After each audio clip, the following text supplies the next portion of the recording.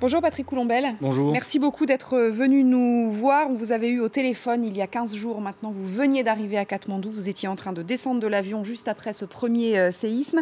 Votre association s'appelle Architectes de l'Urgence. Vous l'avez cofondée. Vous êtes le cofondateur de cette association et son président. Et c'est une association qui va, donc, comme son nom l'indique, sur les terrains des catastrophes pour consolider, pour éviter le suraccident, la surcatastrophe. On est surtout là pour, dans un premier temps, faire ce qu'on appelle de la mise en sécurité de bâtiments, c'est-à-dire mettre en place des périmètres de sécurité, ouvrir des bâtiments qui sont susceptibles d'accueillir du monde parce qu'ils ne sont pas dangereux. Un point important, c'est ce qui vient de se passer ce matin, c'est pas neutre. Hein. Je voyais le sujet sur Haïti juste avant. Le séisme d'Haïti, qui a fait plus de 200 000 morts, était moins puissant que ce qu'il y a eu ce matin. Ouais, c'est ça. C'est pour donner l'échelle du problème. Ce qu'il y a eu ce matin, non pas ce qu'il y a eu il y a 15 jours. Non, je ne parle pas de ce qu'il y a eu il y a 15 jours, ce qu'il y a eu ce matin. Donc pour donner l'échelle du problème et de la violence du séisme. On a eu nos équipes sur place. A priori, ça se passe bien pour elles. Sur Katmandou, je ne suis pas trop inquiet. Je ne pense pas qu'il y a eu beaucoup de dégâts parce que l'épicentre est quand même relativement loin.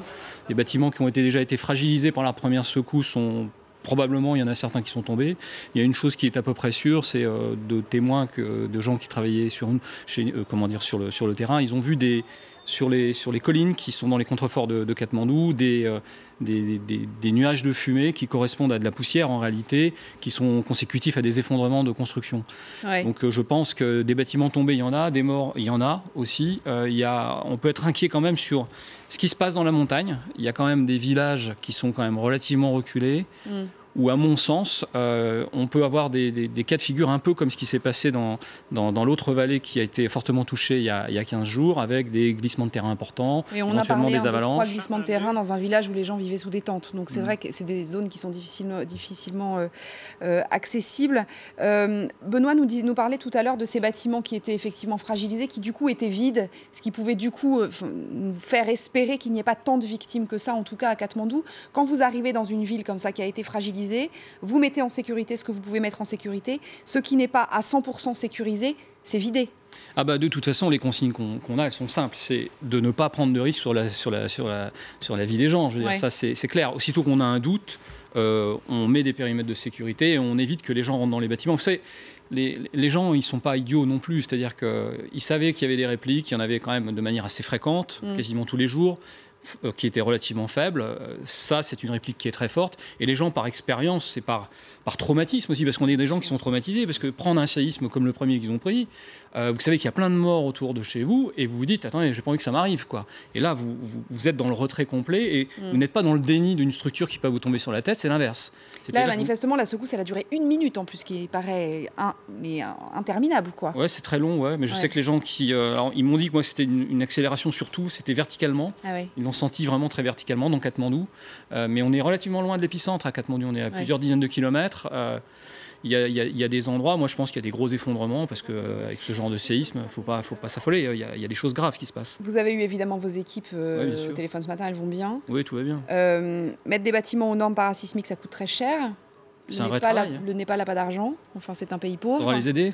Ouais, il faut les aider, il faut les former, il faut les accompagner. Moi je pense que, vous savez, dans le sujet que vous aviez tout à l'heure, qui est passé il y a quelques minutes, on parlait d'Haïti. On voit Sean Penn en train d'inaugurer des maisons. En réalité, nous, on en a fait avec lui. On a fait une opération de 26 logements. Pour vous donner l'échelle de ce qu'on a pu faire.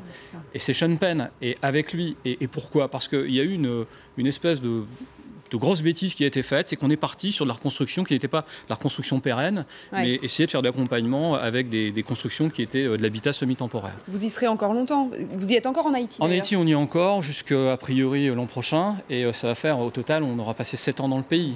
Et le Népal, il ne faut pas rêver, ça va durer longtemps. Il y a des vraies solutions. Les solutions, on les connaît déjà. Faire du parasismique, c'est pas si compliqué, mais c'est un métier. C'est-à-dire que ça se fait pas comme ça du jour au lendemain. C'est comme être journaliste. Ce sont des métiers. Ça s'apprend pas comme ça. Il faut se former. Donc c'est ce qu'on va essayer de faire. Et aussi, ça va coûter de l'argent. Il ne faut pas rêver. Une construction, nous on est parti. On a fait un premier appel de fonds sur plus de 9 millions d'euros pour faire 2000 maisons, plus des infrastructures de santé et des écoles. Le prix que l'on prend pour renforcer une maison, pour la faire parasismique, parce qu'on récupère tous les matériaux qui sont tombés dans la montagne, des endroits qui sont très éloignés, côté de Barpak, Lorpak, à ces endroits-là, c'est 3 500 € l'unité pour refaire une maison, ce qui n'est pas cher. Mais on sait faire du parasismique à ce prix-là. On sait faire quelque chose qui va tenir à un séisme comme celui qu'on vient d'avoir ce matin. Ouais. Ça, c'est sûr. Donc ça vaut le coup. Ça vaut quand même le coup. Je veux dire, l'enjeu est important. Administratifs, des écoles, des hôpitaux, etc. Tout à fait. Benoît, vous vouliez dire quelque chose? Je ne sais pas, vous avez de nouvelles images? C'était à propos de la peur, en effet, des Népalais. Déjà, revenir sur ces bâtiments qui avaient été signalés comme dangereux. C'est le cas de la polyclinique Omkar, par exemple, qui s'est effondrée donc, il y a quelques minutes, mais qui était vide, qui avait été signalée. Il y avait des autocollants sur les portes, ne rentrez pas, elle était fermée. Et bien donc, il n'y a donc pas eu de victimes. Et en effet, tout de suite, cette fois-ci, on a vu les gens qui sont allés ou dans les terrains vagues, ou au milieu des avenues à Katmandou, qui ont très vite quitté et se sont éloignés des bâtiments. Et puis vous parliez aussi de ces fumées autour de Katmandou. Voilà la route principale qui amène, une des routes principales qui amène à Katmandou, et qui a donc été touchée par un glissement de terrain. Il y en a eu 3 très importants de ces glissements de terrain qui vont rendre encore plus compliqué l'accès à des zones qui n'étaient déjà pas forcément très accessibles. Donc en effet, on en saura sans doute plus dans les heures à venir. Évidemment. Sur ces coins un peu plus reculés autour de Katmandou. Ça va être compliqué, c'est toujours assez terrible. Simplement, très rapidement, Patrick Colombel, pour vous aider, donc votre association, c'est Architectes de l'Urgence. Pour vous aider, vous avez un site internet? Oui, bien sûr, c'est la Fondation Architectes de l'Urgence. Sur le site internet, c'est archi-urgent.com. On peut nous aider, mais on fait vraiment un appel. C'est de manière à avoir des fonds importants pour faire de la reconstruction pérenne. Il ne s'agit pas d'amener des tentes, là, parce qu'ils ont déjà recommencé à faire le relèvement. C'est-à-dire ils sont capables aujourd'hui, ils ont fait des abris eux-mêmes rapidement parce qu'il n'y avait personne de toute façon. Il leur suffisait de bâches plastiques, ils ont réglé ce problème. Maintenant, il faut faire du dur. On sait faire du dur rapidement. En 2 mois, on sait faire une maison. Donc, et des milliers en quelques mois. Et il peut y avoir encore des répliques dans 2 mois, donc ça vaut le coup. Merci infiniment en tout cas d'être venu nous voir. Restez avec nous, un nouveau journal tout de suite sur LCI.